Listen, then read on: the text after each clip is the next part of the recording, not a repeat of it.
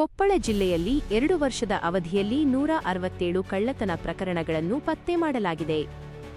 ಒಟ್ಟು 2.26 ಕೋಟಿ ರೂಪಾಯಿ ಮೌಲ್ಯದ ಬಂಗಾರ ಬೆಳ್ಳಿ ವಾಹನಗಳು, ಮೊಬೈಲ್ ನಗದು ಹಣವನ್ನು ವಶಪಡಿಸಿಕೊಂಡಿದ್ದರು.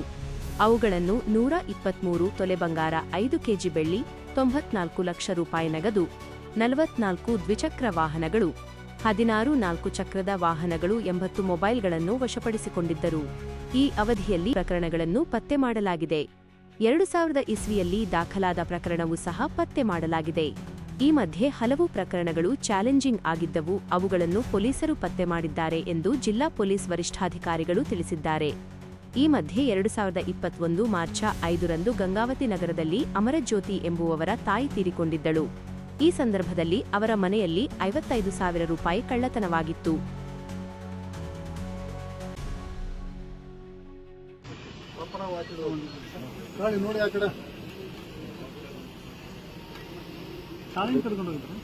ಸ್ವಲ್ಪ ಹಿಂದೆ ಬಂದ್ಬಿಡ್ತಾರೆ.